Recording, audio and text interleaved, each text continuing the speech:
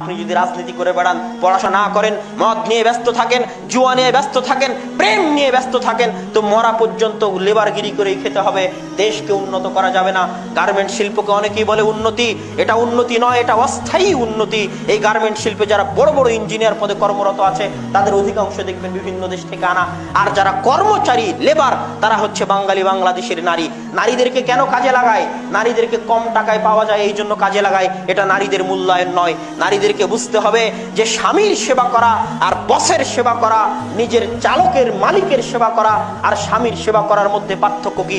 ঘরের রানী হয়ে থাকা আর এক জায়গায় কর্মচারী চাকর হয়ে থাকার মধ্যে পার্থক্য কি? এই সম্মান যদি নারী না বুঝে তাহলে কে বুঝাবে? আল্লাহ সুবহানাহু ওয়া তাআলা ভালো জানে।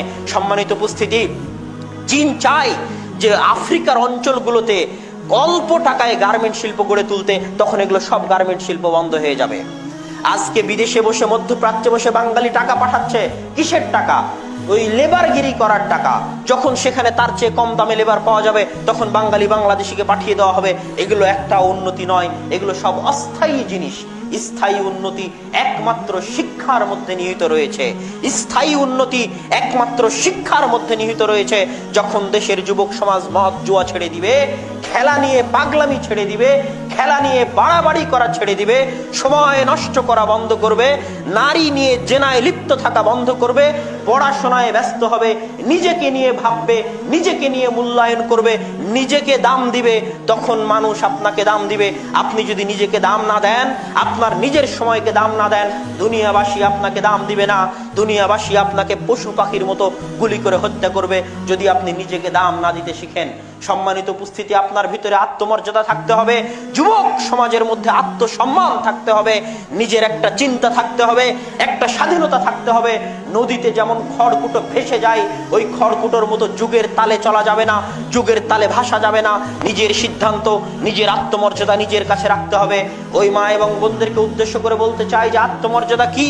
আত্মমর্যাদা হচ্ছে এমন জিনিস, আপনি যখন নাটক সিনেমায় কোন নায়িকার অনুকরণ করতে চান তখন বুঝতে হবে আপনার আত্মমর্যাদা নাই। আপনি হচ্ছেন ওই পানার মতো, ওই খড়কুটোর মতো যার নদীতে সমুদ্রে ভেসে যায়। আপনার ভিতরে কোনো শক্তি নাই, কোনো পাওয়ার নাই। কিন্তু যখন আপনি ভাববেন যে নায়িকার আপনি অনুসরণ করতে চাচ্ছেন, ওই নায়িকাকে আপনি রাসূল সাল্লাল্লাহু আলাইহি ওয়াসাল্লামের আদর্শে আদর্শিত করবেন, এটা যখন আপনার লক্ষ্য হবে তখন বুঝতে হবে আপনার ভিতরে আত্মসম্মান আছে।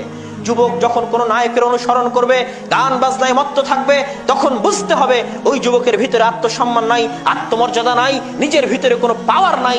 কিন্তু যখনই সে ভাববে না, আমি তাদেরকে অনুসরণ করা বাদ দিয়ে বরং তাদেরকে রাসূল সাল্লাল্লাহু আলাইহি ওয়াসাল্লামের আদর্শে আদর্শিত করব, আমি দ্বীনের দাওয়াত দিব, আমার নিজের আদর্শ আছে, নিজের সংস্কৃতি আছে, তখন বুঝতে হবে তার ভিতরে আত্মমর্যাদা আছে, আত্মসম্মান আছে।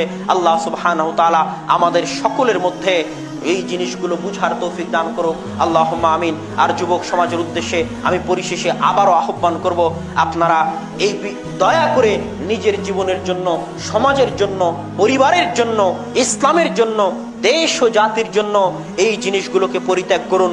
পিতামাতাকে অনুরোধ করব, আপনারা সন্তানকে বুঝান তারা যেন মদ জুয়া নারী থেকে বিরত থেকে নিজের সময়কে কাজে লাগিয়ে, নিজের শ্রমকে কাজে লাগিয়ে নিজেকে উন্নত করে, পরিবারকে উন্নত করে, দেশ ও জাতিকে উন্নত করে, মুসলিম উম্মার কাজে লাগে।